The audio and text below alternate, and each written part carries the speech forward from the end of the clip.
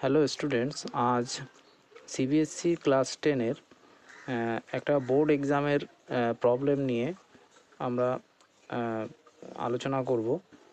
দেখো, find the value of M for which the quadratic equation has two real and equal roots. তাহলে আমরা কি জানি, quadratic ইকুয়েশানের রিয়েল অ্যান্ড ইকুয়াল রুট যদি থাকে তাহলে ডিসক্রিমিন্যান্ট কি হয়?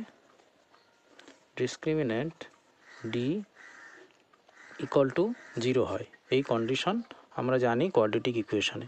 তাহলে ডিসক্রিমিন্যান্ট ডিকে আমরা কিভাবে লিখি? B square minus 4ac is equal to 0। তাহলে আমরা এই কোয়াড্রেটিক ইকুয়েশানটা নিই, m minus 1 x square plus 2 into m minus 1 into x plus 1 is equal to 0। আমরা জানি এক্স স্কোয়ারের কোএফিসিয়েন্ট এটা হচ্ছে এ, আর এখানে এক্সের কোএফিসিয়েন্ট এটা হচ্ছে বি, আর এটা হচ্ছে সি। তাহলে আমাদের এখানে রিকোয়ারমেন্ট কি আছে? বি। তাহলে বি এর ভ্যালু কত আছে? 2 ইন্টু এম মাইনাস 1। আর কি আছে? এর ভ্যালু কত? M minus 1। আর সি এর ভ্যালু কত? 1। তাহলে এখানে পুট করে দিই ভ্যালুগুলো। তাহলে বি এর ভ্যালু কত আমরা পেয়েছি? 2 ইন্টু এম মাইনাস 1 এই হোল স্কোয়ার মাইনাস 4ac। এর ভ্যালু কত?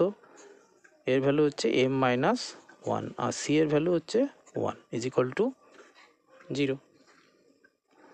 তাহলে এটাকে যদি হোল স্কোয়ার করি তাহলে কত হচ্ছে? এখানে এর উপরও স্কোয়ার হয়েছে, এর উপরও স্কোয়ার হয়েছে, তাহলে এটা হচ্ছে 4 হয়ে যাবে, আর এখানে হয়ে যাবে এম মাইনাস 1 হোল স্কোয়ার।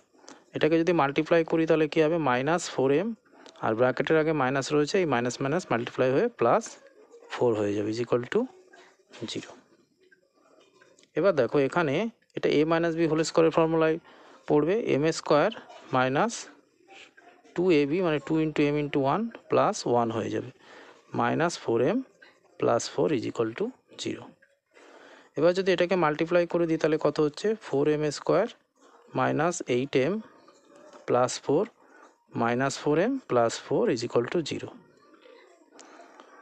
তাহলে দেখো, এখানে 4m square minus 8m minus 4m করলে কত হবে?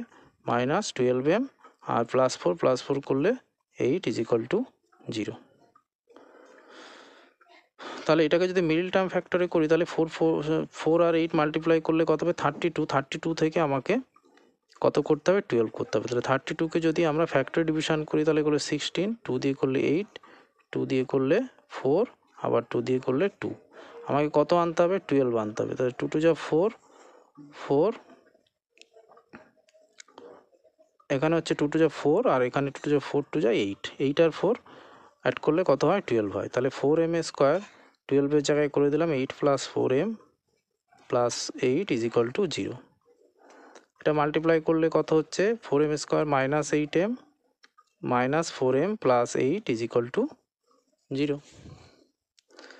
এবার আমরা দুটো করে কমন নেবো। এখান থেকে যদি আমরা 4m কমন নিই তাহলে কত থাকে? m মাইনাস 2 থাকে, আর এখান থেকে যদি 4 কমন নিই তাহলেও m মাইনাস 2 থাকে। দেখো, দুটো ব্র্যাকেট ইকুয়াল হয়ে গেছে।